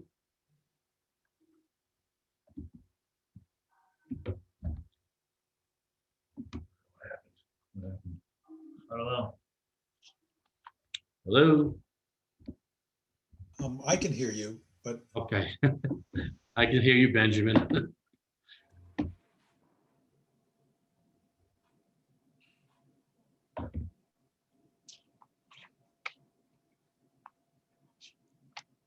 On? Yep. All right, Mr. Holbrook, can you hear me? Yes, I can. Okay, thank you. We had a little snafu here for some reason. The program shut down some town also. Okay. I apologize. That's okay. I got to the point where I was discussing the 8-foot by 30-foot and kind of commended that, you weren't asking for 10 feet or 15 feet out. I'm just curious why the width of the house. Okay, so I think we got cut out. I had explained that there are two, in the rear of the house, there were two sliding glass doors that've been cut out already, that pre-existed when Mr. Wilkinson purchased the house. He's replaced those with two French doors. So the request was to accommodate those openings that already existed and not to exceed the width of the house, the deck not to exceed the width of the house. So it was more of a, given the narrowness of the 8 feet, the 30 feet gives you a little more room, but it doesn't create any side yard problems in terms of no variance is needed for any side yard. And he's not encroaching over the 10-foot side yard setback. So. Okay, so, all right, you've answered my question then as far as that. Mr. Borden, any questions? No questions, Mr. Chairman. Okay. Mr. Furell, any questions on this one? yes, sir, I do have a question. It would appear by looking at the photographs of the pre-demolition in the backyard that there is more deck back there than you're going to have when you're done. Well, the existing condition, and if you look at the vision appraisal attachment to the petition, there was a reference to the deck of being existing deck 180 square feet, and then there was a pool of 448 square feet, an oval pool. That's on the vision appraisal assessor's card, and that's been eliminated. But what the person did apparently put an above ground pool in, and then they built the deck all the way around the pool. Yeah, so it took up the entire backyard. In fact, if you look at the aerial that was provided by the town, you can see that the entire backyard is a pool with a deck around it, and that was without a permit. And then there's a couple boats there, and I think a limousine. So the basically that pool and all the decking around it's been removed. So it's a much lesser intense use back there. So it would look like you're actually you have less coverage after your new deck will be built than you had before. As compared, as stated on the vision appraisal, you're correct. It's a reduction. Okay. Okay. I just wanted to make sure I was seeing that correctly. Thank you, sir. I put that in petition. I don't know if it was I thought it was relevant, but I thought it was worth at least pointing it out, but you're correct. It is a reduction if you compare it to what existed according to the assessment records. Correct. Okay, thank you very much. No Thank you. further questions. Okay. Mr. Holbrook, the one thing I do have to run through is the special use criteria for substandard lot of record. Okay. So let me just run through those. Would this, if approved, would it still allow adequate space for fire protection?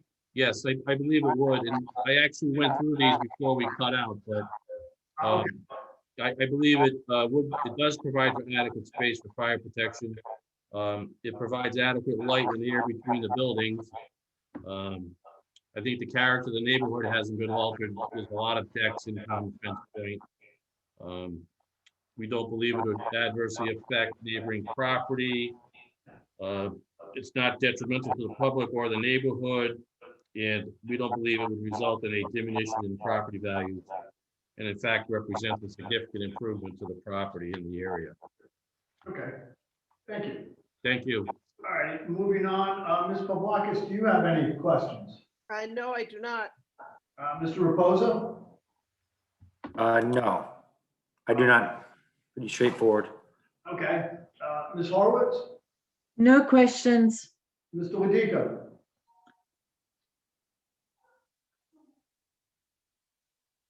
I'll take that as a no. Okay. Anybody who's interested? There is someone with their hand up. There was someone with it, was Beth?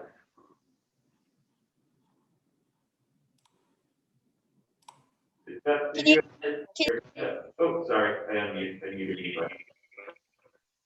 Hello? Yes. Yeah, hi. I just had two questions. Okay, can I have your name and address for the record, please? Yeah, Beth Lineberry, I'm at 44 Canton. Okay, go ahead. Okay, I was curious, they showed the 8-foot by 30-foot deck. Correct. And a reference to use it as egress, but where are the stairs? And are the stairs to grade going to be included in that 8 to 30-foot footprint? The egress is for the rear of the house is 2 openings for French doors. Maybe they. Yeah, but you're not going to jump 4 feet to the ground. No, I understand. Where were you planning on putting the stairs? Right off the back? To the right, over here. Would be, so the stairs, the proposal is to just put a couple of stairs down to the right of where it says proposed deck, right there. But that constitute ground coverage. Yes, it does. Inside the 30 foot, What's that? inside of the house. You could put it within the 30. Yeah. Unless they No, go I think within what that. he's saying is he could put the deck, he could put the stairs within the, he's proposing to put the stairs within the actual deck itself. So it would come down, so you wouldn't go past that 8 foot. Okay. So in other words, where it says proposed deck, there would probably be a cut in towards the house where the stairs would be. Right. So it wouldn't extend past the 8 feet. Right. Okay, can I get that included in the record? Well, the thing is, we don't have to include that in the record. If we allow them that, based on this plan, they have to abide by this. If they add stairs on, they're gonna have to come back before the board. If they extend anywhere past this. I understand that. Okay. Okay, I'm not sure they do. And the other question I had was, where's the septic? The septic's in the backyard. It's my understanding, according to Mr. Wilkinson, it's past the end of the deck. But how, in other words, the supports for the deck, how far away from the septic are they gonna be? The supports are approximately 5 feet off the back of the house. So it's cantilevered out? The deck? That's correct, ma'am. And then the supports, how far off from the septic system are they? Approximately 4 to 5 feet.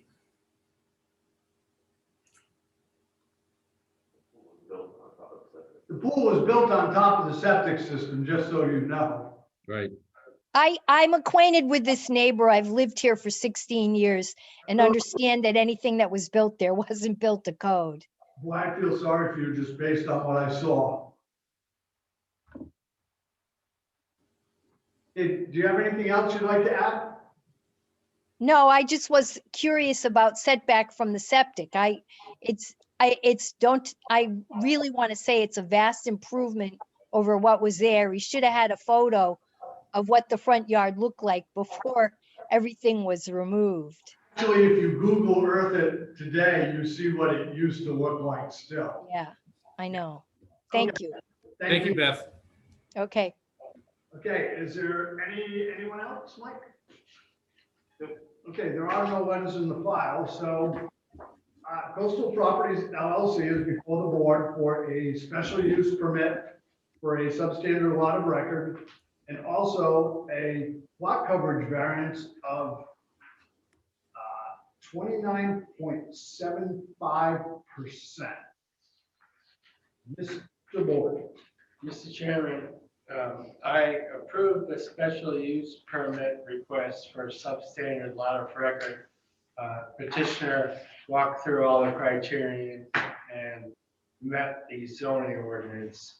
In regards to the dimensional variance, this petitioner is substantially going to upgrade this property. In my opinion, it's a major improvement, and essentially the variance request for 4,000 square foot lot of record in an R10 zone is really minimal in regards to what they're proposing versus the original lot coverage. So I vote to approve and I applaud the petitioner. Thank you. Mr. Furell. Mr. Chairman, I also vote to approve both the special use permit and the dimensional variance for lot coverage. And as with Mr. Borden, I'd like to say thank you for improving the neighborhood. Thank you. Ms. Pavlakis? I also vote to approve both the applications for the reasons previously stated. Thank you. Mr. Reposa? I also vote to approve the substandard lot of record and the special use permit. I think the neighbors are probably pretty happy around there. And the variance, dimensional variance? Sorry, I said that, dimensional variance. Thank you. Chairman also votes to approve the special use permit for the substandard lot of record and also the lot coverage variance request as well. The applicant did point out, and there were pictures to prove that although it appeared originally there wasn't that much lot coverage down there, there was in fact almost 40% lot coverage, as the previous owner had built a pool and pretty much decked the whole backyard. I do feel for the butter that had to deal with the neighbor just based on what I've seen. I think this applicant is refurbishing the home, trying to make it very nice. They are dealing with the two sliding glass doors converted to bench, and you have to have egress out of it. So I think it's a reasonable request.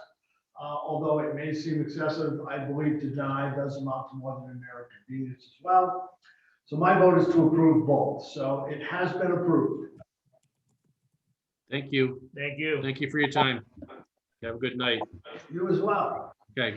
Bye-bye. Okay, the chairman is going to break from the agenda. It is going to move number 6 under new business to the next petition before we get to number 5. As I believe this will be a very quick, straightforward thing. And this is the petition of Rhonda Gilbert of Tax Assessors Map 21 Lot 118, requesting an extension to a previously approved petition for 155 Canton Boulevard. Is Ms. Gilbert on? Good evening, Mr. Chairman. Matt Chappelle here on behalf of Rhonda Gilbert. You guys got a Chappelle upgrade for this one. Okay, thank you, Mr. Chappelle. Yes, I appreciate you taking me out of turn. I know you guys have a long night. just real quick, this petition was on before this board back in December of 2019.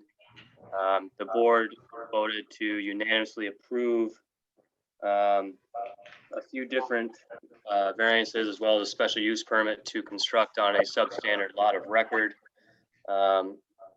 Just real quick, it was a front yard, a 9.6 front yard variance, as well as a variance to deviate from the 2.5 maximum story requirement. If you recall, Mr. Chaplin from Mount Hope Engineering was in and testified to the unique topography of this lot. The house is kind of built in a hole, so there was a question as to the stories and whether or not it would be counted as a partial story or not. So just out of an abundance of caution, we asked for that variance. The plan was originally to start construction in the fall. Unfortunately, with CRMC and then COVID, things got backed up a little bit later than the owners were anticipating. So we're here today asking for an extension, a 1-year extension of those variances and the special use permit granted, in the hopes that we will start construction as soon as possible. Thank you. Okay. For the record, the members who heard the original petition, which I will call on to vote on extending on this, were myself, Vice Chairman Borden, Mr. Furell, Ms. Pavlakis, and Ms. Horowitz. So do any of the board members have any questions regarding the request for an extension of the previously approved petition? Mr. Chairman, I am 100% supportive of this extension. I sat on this originally. I would make a motion that this board grants a 1-year extension for this petition, and I applaud the chairman for moving this up on the agenda. Thank you very much. Do I have a second to that motion? Second, Kathy. Thank you. All right, by roll call, in favor of Mr. Borden. Mr. Borden approves. Thank you. Mr. Furell. Mr. Farrell approves. Thank you. Ms. Pavlakis. Kathleen approves. Ms. Horowitz. Sue Horowitz approves. Thank you. And the chairman also votes to approve the 1-year extension. So you are all set, Mr. Chappelle. Thank you very much. I appreciate it. And thanks again for taking me out of turn. I appreciate it. Not a worry. Take care, everybody. Okay, the next item on the agenda is a petition by Daniel Rubin, applicant, Usher Leonard, owner, for tax assessors map 51 lot 197, proposes a residence with a ground mounted solar system. Before we move on, solicitor on? Gavin?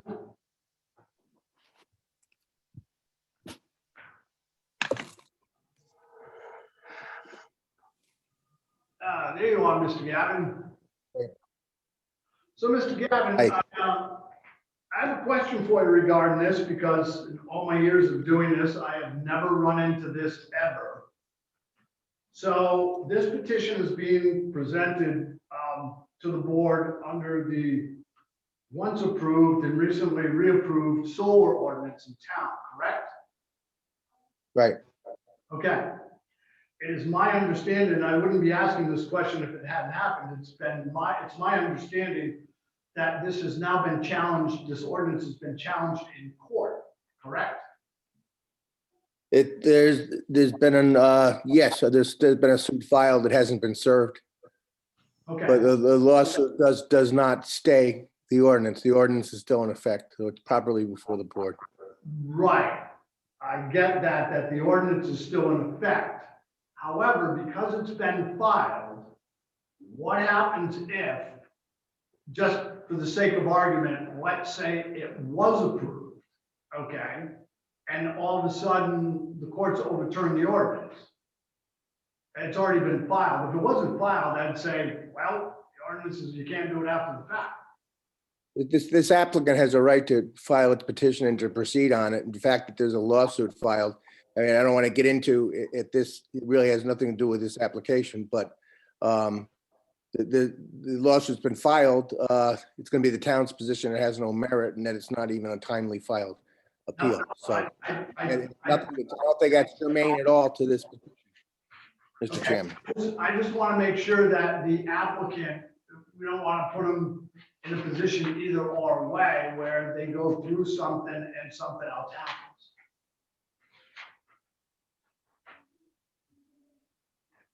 You know what I'm saying? Yeah, I don't know what you want me to say, Mr. Chairman. The ordinance is in effect. There's been a lawsuit filed. The town will defend the lawsuit and take appropriate action, but the statute says that the filing of an appeal from a zoning amendment does not stay the amendment. So the amendment's in effect. I don't really think it's germane to the discussion or the before this board or the petition before this board. Okay. Thank you, Kevin. I just wanted to make sure we had crossed our T's, dotted our I's. Okay. Okay. So the next item on the agenda is the petition by Daniel Rubin, the applicant, Marcia Leonard, owner, seeking a special use permit to construct an accessory small solar energy array located at 182 Locust Avenue, which is tax assessors map 51, lot 197. Do we have Mr. Rubin and or Ms. Leonard on? I don't see them in the attendees. If you're the owner or the applicant in this petition, could you please raise your hand on the Zoom application?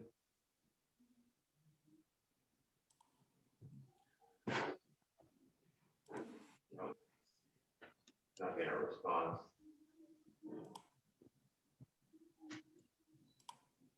So I'll give it a couple more minutes, and if nothing, then we will just continue it.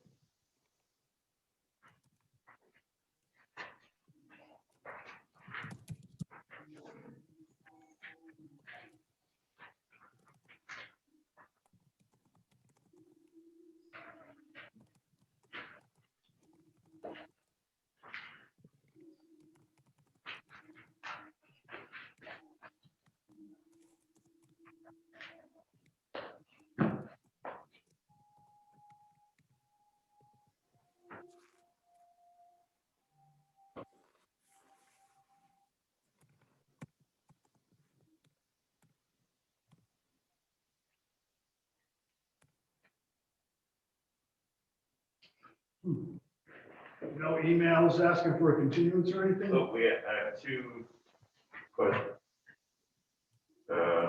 We just have a butter that's. Right, okay, so. Yeah, and this is for fencing the cave. We do have your letter in the file, and it will be read in when we actually hear the application. I do have it, correct. Okay, well, not quite sure, so I will definitely attend a motion to continue this petition to our next regularly scheduled meeting. Mr. Chairman, I would make a motion to continue the Daniel Rubin petition to our regularly scheduled meeting in February. Thank you, ma'am. A second on that. Second. Motion's been made and second that we continue the petition of Daniel Rubin, applicant, and Marcia Leonard, owner, to our regularly scheduled meeting of February 18th. Mr. Borden approves. Thank you, Mr. Fiorello. And for all approves. Thank you. Ms. Pavlakis. I approve. Thank you. Mr. Reposa. I approve. Thank you. Ms. Horowitz. I approve. And Mr. Ladico. I approve. Thank you. Chairman also votes to approve as well. Now I will entertain a motion to adjourn. Motion to adjourn, Mr. Chairman. May I have a second? Second that. Motion has been made and second to adjourn. Mr. Borden. Approved. Mr. Fiorello. Approved. Thank you. Ms. Pavlakis. Approve. Thank you, and I hope you feel better. Mr. Reposa. Approved. Ms. Horowitz. Approved. And Ms. Horowitz, you in all likelihood will be elevated to full member when Kathleen steps down, so you know. Yes, And thank you. Tika, Approve. thank you very much, and you will in all likelihood move up to first alternate when that happens. All right? Everyone, thank you very much. Happy New Year. Let's hope this year's a heck of a lot better than last year. Let's hope we can all get together and do this in person. It's a lot more fun. Happy New Year, everyone. Have a good night. All right, night. good night.